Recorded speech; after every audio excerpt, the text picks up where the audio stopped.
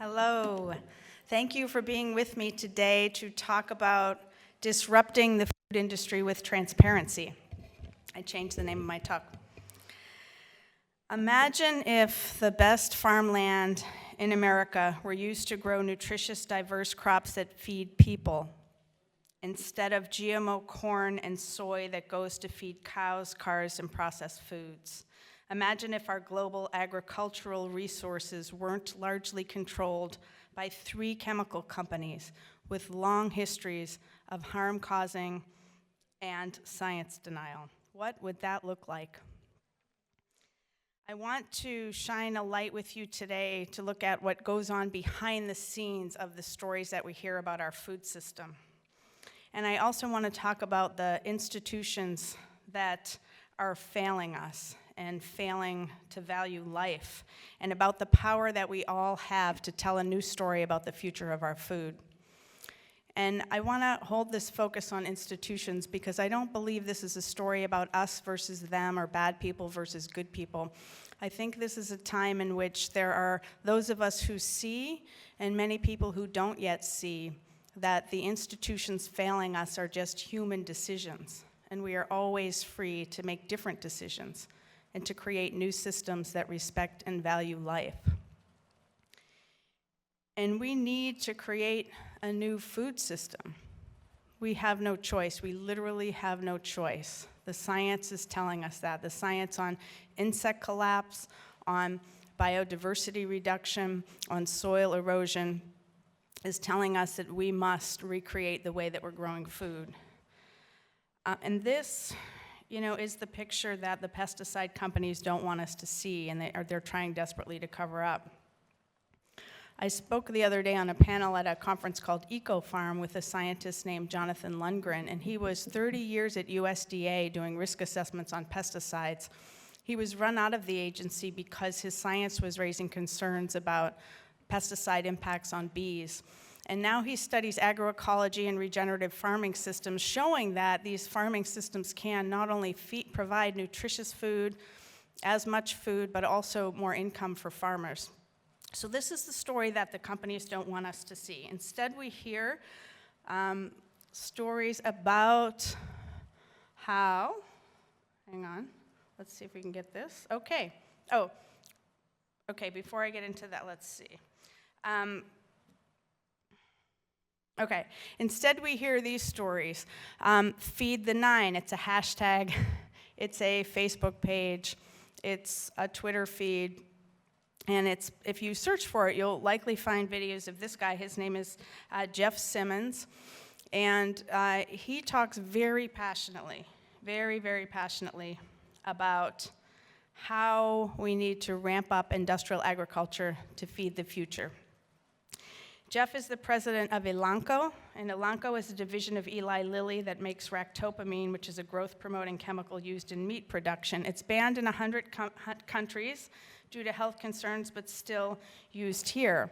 So we also hear headlines like, we need GMOs to feed people. GMO crops is a huge part of what we need to do to have a sustainable future, from a group called the Genetic Literacy Project, which I write a lot about, which gets paid by Bayer to promote their products. So the vision that these folks are selling, and selling with really great passion, with really high tech, with really persuasive, to many folks, arguments, is a vision where we need more. We need to double down on more. We need to do more with less, as Jeff says. But more with less in this vision is creating bigger and bigger and bigger factory farms that run through more and more animals. The genetic engineering projects in the pipeline are having to do with, many of them, engineering animals to fit better in confined conditions, survive those conditions, pumping them up with drugs to make them grow faster, and that this is what we need to feed the world.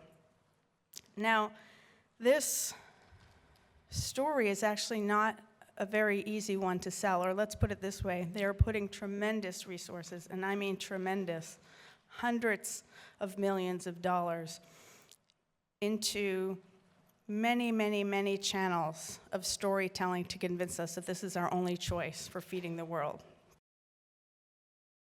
Is anyone following the Monsanto trials?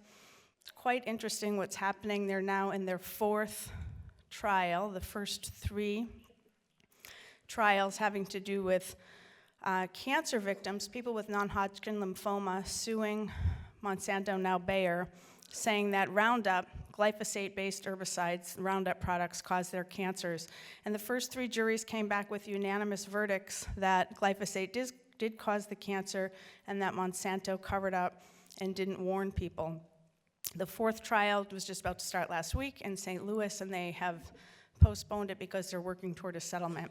So my colleague is following that closely. We write a blog, sometimes daily, updating on those trials. So you can check all that out at usrtk.org. So the bees are dying. Butterflies are dying. Insect populations are rapidly decreasing, and a recent study reported 70% loss in biomass of insects. That is a major, major hit to an interconnected ecosystem of life. The science coming out of the environmental health community is as alarming as the science coming out of climate change. It's all telling us the same thing. We have to change the way we do business in our world. We have to make major changes, and we don't have a choice. And so, and you know, the science coming out about crashing insect populations and also rising health problems is also linked through many, many studies to the pesticides that we're using on our food and in our agricultural systems. Chemicals coming from fossil fuels. And so, as we know what oil companies have done with climate science denial, pesticide companies are doing with pesticide harm denial, using many of the same tactics, some of the same people, and I would say even more effectively, because their story about how we need this intensive industrialized system to feed the world really carries through most of the top media outlets, many people who claim to be progressive, through philanthrocapitalists like the Gates Foundation, which is pushing it very hard, through many people who should frankly know better. So that's why I think it's important to look behind the scenes at how it's all working so we can see through the tremendous effort that's going into spinning the story of food. So there was an amazing story, a truly one of the best stories yet to hit the mainstream media, came out last week. It was in The Intercept. I don't know if you would consider that the mainstream media, but it's definitely a very important source of reporting on chemicals and health in our food system and many topics. So the story was by a reporter named Li Fang, and that didn't work. I'm going to read you the beginning of his, there we go. The beginning of his story. It's called The Pesticide Industry Playbook for Poisoning the Earth. Many seeds in the U.S. come pre-coated with neonicotinoids, one of the most common insects in the world. The chemicals are at the heart of what many are calling the insect apocalypse. Is genetic engineering a real thing? I mean, it is certainly a thing, but it's an overhyped thing. Genetic engineering is often at the center of these stories of we can feed the world with technology. But they said that 30 years ago, and they are genetically engineering successfully some foods, but almost all of it is engineering for crops to resist pesticides. So they're changing a gene in the plant so that it can be sprayed with Roundup and not die. If you spray Roundup on a green field of weeds and crops, everything green will die except for the plants that were genetically engineered to resist it. So that's, and thank you for bringing that up because it is an important piece because it's a way, it's a pillar of this system. It's not the whole problem by any means. Well, there's all kinds of genetic engineering experimentation going on right now. So the place a lot of it is, it's funny, Margaret Atwood wrote a book series about a genetically engineered future gone wrong with people and plants and pigs that had emotions of humans. But she says, everything I write about in my books is happening. It is in the research pipeline. I'll just say quickly, genetic engineering is changing fast. It used to be this, you take a gene from one plant, insert it physically into another plant, it has a trait. As I said, really almost the only thing it worked for. There were a few other traits of disease resistance, like papayas in Hawaii, for example. But most of it has been this Roundup Ready, engineered to resist chemicals or producing chemicals within a plant. Very good for the profits of the chemical companies, not so good for farmers or the earth, because what's happened is resistance has developed. The pests get around it, they evolve ways. So we've seen insect resistant and weed resistance to get around the chemicals, and they say, well, we're just going to genetically engineer a new trait. We're going to triple stack it. We're going to make this plant resistant to not just glyphosate, but dicamba and 2,4-D and some of the older, more toxic pesticides. So it's an addictive system. It's a system where farmers and crops grown in these huge monocultures where the soil is depleted need chemicals to grow.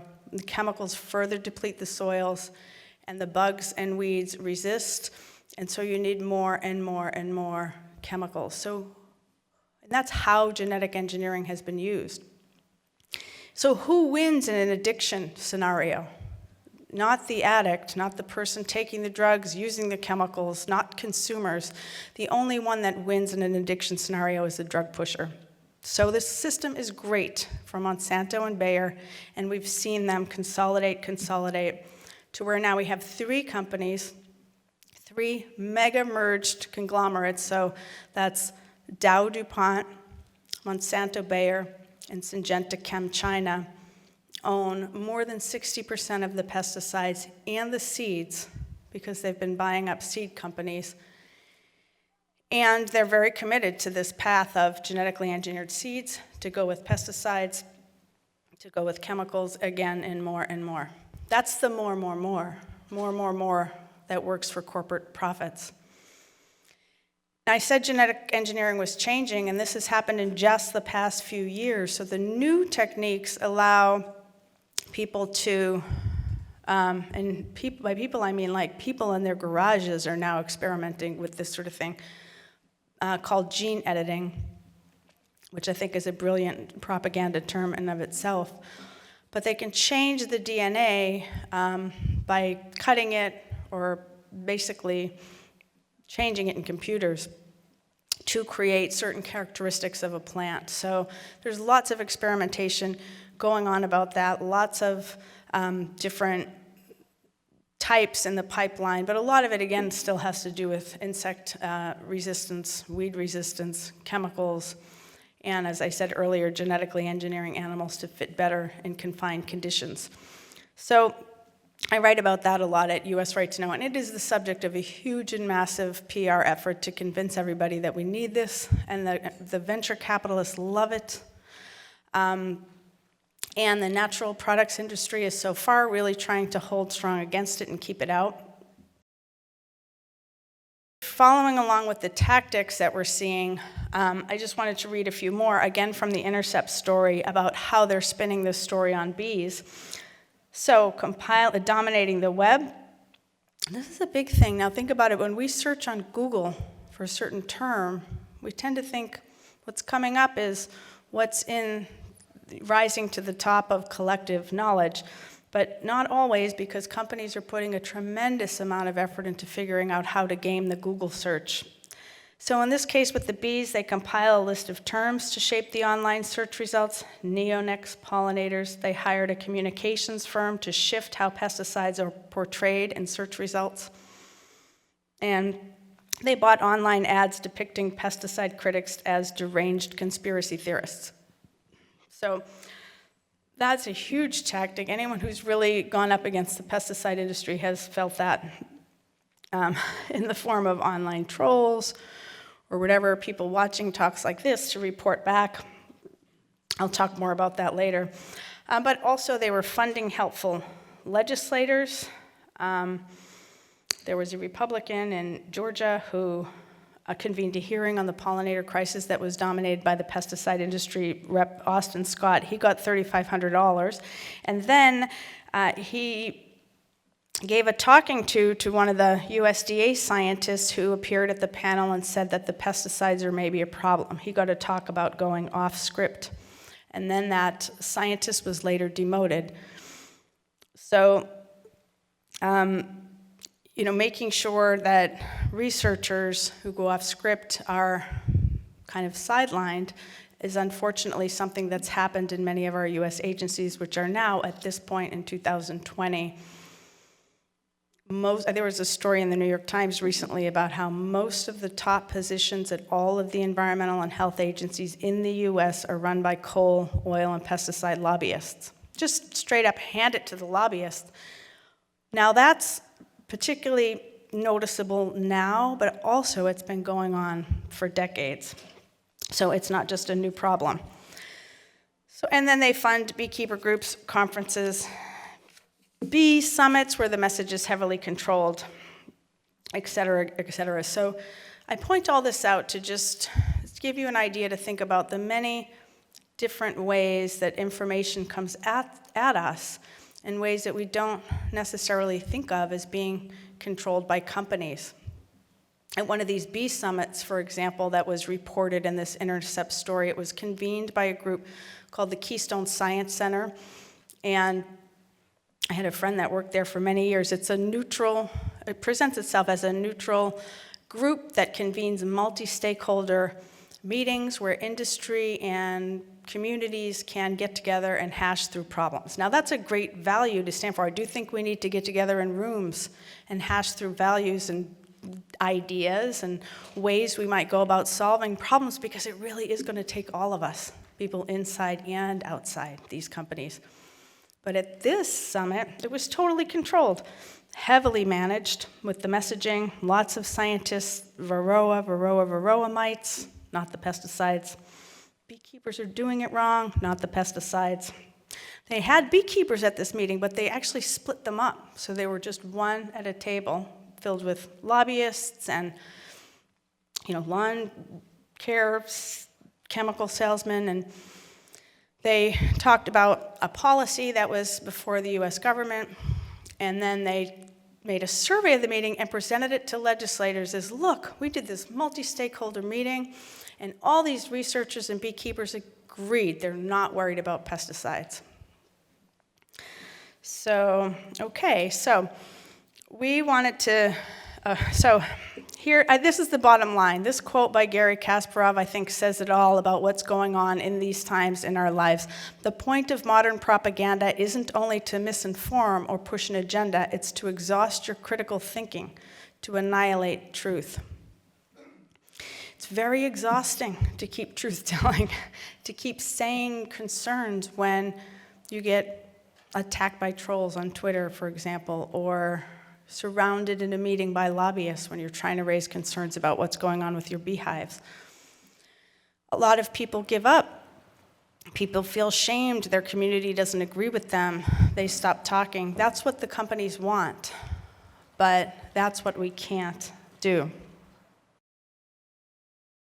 I want to kind of step back for myself and talk to you about the beauty industry and some of my work there, because I have a lot of people. I think I was invited to the conference because of my book, which is now 10 years old, unfortunately still relevant, Not Just a Pretty Face, The Ugly Side of the Beauty Industry, about how we investigated and reported a lot of what is in the products that we're putting on our bodies, on our faces, and then kind of talk about how that got me into the food movement, because it really is a story of a grassroots rising of so many women that I've met all around the country, all around the world, and largely women, because I worked a lot on cosmetics, and so it would be mostly women who came to my talk. Women whose kids are sick, who can't get pregnant, whose kids have allergies or asthma, who are dealing with cancer at young ages, who are saying what's going on and starting to come to communities like this to find answers, to find people, to find food as a path to healing. So my vision in that took me from cosmetics work and advocacy to the food industry was that I saw it was kind of not really the same people that were involved in both of those movements to push beauty companies and push food, but they had all the same concerns.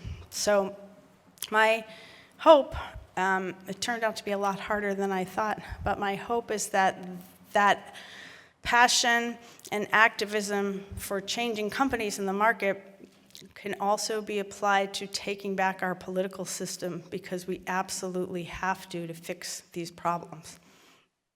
So with cosmetics, I got into cosmetics because of a chemical called phthalates.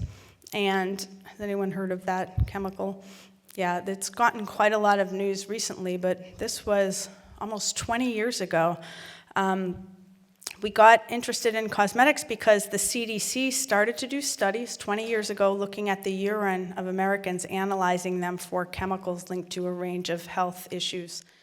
And the very first cohort of data they put out showed that phthalate, they weren't even looking for phthalates. They found this spike in the mass spectrometer that they were using to look at the urine.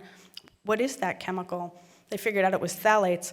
They found it in almost everyone, almost every single American they looked at. They were looking at thousands of people. But they found that it was much higher in women of childbearing age. So we thought, why would that be? That phthalates are used in plastics. They're kind of that stinky plastic smell, the vinyl shower curtain, the greasy, the rubber duck. We all know phthalates because we've experienced them. But why they would be in women's bodies more than men, we didn't know. So we decided to look at cosmetics. The researchers I worked with thought that might be a viable theory, so we went out squinting at labels, looking for that word, didn't find it really in any cosmetics. So we decided to test a bunch of products, and we sent 72 products to a lab: shampoos, deodorants, lotions, face creams. We found most of them contained phthalates, 2/3, but they weren't on the label. So we started a campaign. This was actually an ad that ran in the New York Times. It also had all the products listed that we tested, and it was a full page. This kind of caused a big stir. We had a funder who wanted to pay, very expensive, to pay for an ad in the New York Times. And we chose this slogan, "Sexy for her, for baby it really could be poison," because does anyone recognize the bottle she's holding there, what product that is?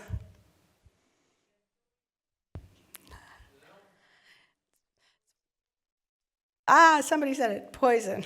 Yeah, it's funny. As time goes on, I hear that answer less. So poison was actually the name of the perfume, but it also was the product we tested that had the most phthalates. It had 4 different kinds, highest levels. They have since reformulated it after our report came out, and the Times made us airbrush the name off the product, but people still knew what it was. So this caused a big stir. People were interested. Why are phthalates in beauty products? Turns out they're used in fragrance. That makes the fragrance stick around for a long, long time effect, like person who left the elevator and you can still smell them effect. That's what phthalates are used for in cosmetics. So when this came out, lots of people were interested in this study and also asking the question, what else is in cosmetics? How can we even figure it out? It wasn't really that much of a conversation back then, and it really wasn't very easy to figure it out. So my colleagues and I set about trying to figure it out. We put together a coalition of 8 environmental health groups, and we started to do research. And I worked on this for about 10 years with this coalition. And you can find all of our info at safecosmetics.org. And I talked a lot about this, our research and what we found, in the interview that I did for this conference. So if you're interested in that topic, you can watch my video interview. And just the short story is that most products that we put on our bodies, put in our hair, on our faces, in the bathtubs with our children, contain chemicals that are known to be toxic. linked to cancer, reproductive harm, skin problems, and many range of health effects. And they're low levels, and we tested hundreds of products and sent them to a lab to report stuff that was in the products that wasn't on labels, which was quite a bit. We found carcinogens in baby product, lots of allergens in fragrance, lots of some chemicals linked to cancer and neurological effects have been found in fragrance. So the companies never said, you did not find that chemical in my product. They never said, that chemical is not toxic. They said, it's just low levels and you can't prove it causes harm, so there's no need to worry. But what we found is the same chemicals were used over and over and over, and all the products have the same low levels of the same carcinogens, the same reproductive toxins. Formaldehyde in baby products, for example, was one thing we found and reported. Baby shampoos, bubble baths, lotions, etc. And we found 2 carcinogens in Johnson's baby shampoo, the iconic, safe and gentle as water, pure as can be, given to moms at the hospital. So I'll tell you that story quickly because I think it's super important about how much power we do have, but how hard we have to work that we shouldn't. Johnson & Johnson did reformulate their products. They've since taken carcinogens out, phthalates out, and a whole range of other chemicals of concern. It took them years, and we had to fight with them for years. But we did eventually get them to change. And the way we did it, I call it a $10 report that changed the multinational company. Because we reported, we found formaldehyde and 1,4-dioxane in Johnson's baby shampoo. It got a lot of press attention all over the world. Stores in China actually started pulling Johnson's baby products off the shelves. But the company would not change that product. We met with them. We had the American Nurses Association, many environmental health groups, scientists. We met over a 2-year period. We're not going to change our products. We say it's perfectly safe. What they did do was they put out a natural version of Johnson's baby shampoo that was more expensive, didn't have the toxins, less expensive than the truly natural brands. But they weren't going to change the iconic orange product. But then we discovered, somebody noticed that they weren't using formaldehyde in other countries. They were actually making different products with different formulations in different countries.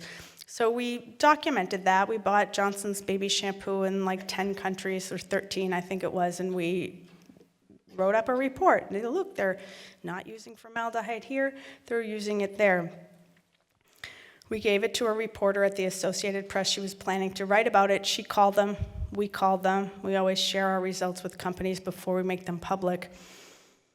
They were literally in 1 hour, they had a statement saying they were reformulating their products because they knew that was not going to fly, that they were doing something different in Europe, which is very often the case because Europe has better laws. So that's what one of my proudest achievements with the cosmetics campaign, and there were many, and it was a huge effort with a lot of people. Thank you. Thank you. So, consumer pressure, public interest groups can change these industries, but it's taking too long. We need to go faster. And I do think that transparency is a key piece of it. As I said, the companies are extremely vulnerable to it. And so how do we make it stronger? How do we get more information? The top CEOs at Monsanto and executives were being advised, don't tell people that we know what we know that's already been exposed in the public. So, yeah, again, just a crazy amount of not telling us what's really going on. And this was some of the headlines that have been generated from our investigation, 3 investigations in the New York Times. So the first one I just mentioned, academics enlisted to fight the GMO labeling wars that looked like they were coming from independent academics. And that's a big push of the companies trying to promote these folks as independent, not connected to industry, whereas we see in many examples, many more than reporting in the story, the behind-the-scenes dealing. In some cases, it was payments. In some cases, it was paid speaking engagements. Often, travel is paid. Often, even if it doesn't involve payment, though, there's support through public relations. So PR firms are promoting these guys, getting them into media outlets, making their careers shine, winning them awards. So we've also looked at the soda industry and influence that they have in the US government at the highest levels of CDC. And there have been the new CDC chief, she did resign. Also, there were some other resignations at CDC after we reported that these folks were working with industry allies to try to figure out, for example, how to get the World Health Organization to back off talking about sugar as a cause for obesity. So, similar to the mites, it's the Varroa stupid. When it comes to bee deaths, with obesity, it's that you all need to exercise more. Stupid. It's not the food, it's not the sugar. It's that everyone needs to exercise. So all of the tactics that I talked about that they did on bees, you'll also see in obesity. The front groups, the funding research, the deploying high-level famous scientists, researchers, buying ads, working with media, doing panels, et cetera, et cetera. That's what it takes to keep this system going. Just an entire full-court press of propaganda lying. So more Tales from the Crypt of Monsanto documents that recently came out in August. They had a whole attack plan for what to do about my colleague's book. Carrie Gillum, she spoke here last year, and she wrote a book called Whitewash, The Story of a Weed Killer, Cancer, and the Corruption of Science. It won the Rachel Carson Environment Book Award from the Society for Environmental Journalists. Amazing book. Monsanto was very worried about it. And Carrie was a reporter at Reuters for 20 years where she covered agriculture, and they basically ran her out of there, extreme pressure for her to leave there. And then she joined our group.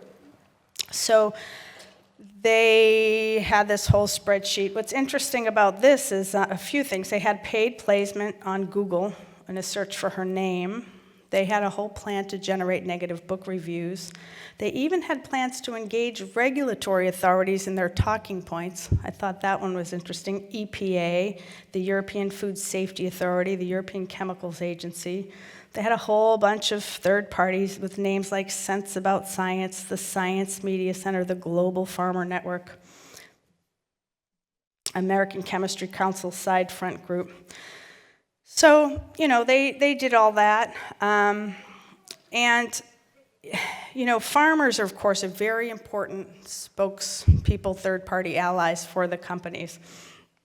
So one of the interesting documents that also came out recently involves this coalition that they organized in Europe called Freedom to Farm.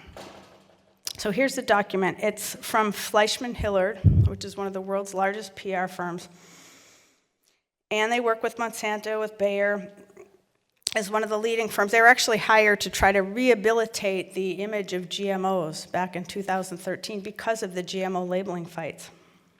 So, Freedom to Farm. I'm going to read a little bit here from a story that was in The Independent in Europe. As pressure mounted in the European Union to ban glyphosate after the International Agency for Research on Cancer, that's one of the world's leading panels of independent cancer researchers with the World Health Organization, deemed the chemical a probable cause of cancer, members of a group calling itself Freedom to Farm began appearing at agricultural events and farmers markets across Europe. Marketing itself as a grassroots-led effort by farmers, Freedom to Farm warned of a threat to farming posed by those seeking to restrict the use of glyphosate. The group reportedly hired hostesses to sign up farmers to help defend the chemical against its critics. So most of this group was PR folks trying to hustle up farmer interest in saying something about glyphosate. But the fascinating thing about this is it says in this document, I mean, look at these numbers. The campaign team involved 39 and a half full-time staffers working in 7 European countries. But these included 21 Fleischmann employees, 9 employees from Red Flag Consultant, and 7 from Lincoln Strategies, which was a group. These were groups that also worked on the Trump campaign, by the way. Okay, but that wasn't all, because in addition, they had 56 trained operatives supporting them in these locations. So that's freedom to farm for you. It's, the ability of PR companies to send, now what's that, for over almost 100 people out traipsing across Europe, cooking up plans to, look like farmers, basically. And there was much more in this plan. They had websites they were planning. They sponsored a bunch of research, a whole bunch of research in all these countries designed to drive headlines, designed to fight against glyphosate regulations. We found out that Monsanto has a fusion center. These were some of the documents in the plan about U.S. right to know. So a fusion center is a term borrowed from Homeland Security and describes coordinated intelligence gathering operations. There was an article about this in the New York Times in 2018 about fusion centers, about how banks are using them, and the centers are trained by, quote, former government cyber spies, soldiers, and counterintelligence officials who deploy the tools and techniques used for national defense. Intelligence hubs modeled on those used in counterterrorism work, and threat analysts who monitor the internet's shadowy corners. Well, they're watching you if you talk about pesticides. They're watching some of us in this room. And by watching us, I mean every tweet you send. Online posts. There was one of the documents that came out of the Monsanto papers was called the Let Nothing Go program, in which they talked about how we're not letting anything go. So if your mother is posting about GMOs, and this has happened to my mother, some random dude, was arguing with me. I don't know who that person is. Well, they're really watching they're scrutinizing at a very close level. So, and what do Monsanto's fusion centers do? We don't know. This was just sort of the beginning of figuring out this. But there was a story in the Guardian by Sam Levin. So he reported that what they were doing, as far as we could tell by this point, or he could tell, they're monitoring digital properties and social media activities, and they're providing detailed analysis of tweets and other content produced by journalists, activists, even popular singers. So they were looking at Neil Young, who wrote a album called The Monsanto Years. They were really worried about Neil Young, and they had a plan to proactively produce content and response preparedness. They were analyzing his lyrics and closely monitoring discussions about concerts featuring Young and Willie Nelson and John Mellencamp and Dave Matthews. So, a department at Monsanto is watching what these guys do. And not only them, they were also watching a teenager. This is an email about Rachel Parent, who's a teenager who started Kids Right to Know in Canada. And so the Fusion Center here, this email is saying they're watching Rachel. They're very worried because she's coming to a Monsanto a Bayer shareholder meeting. What is she going to do? We don't know. Who might be there?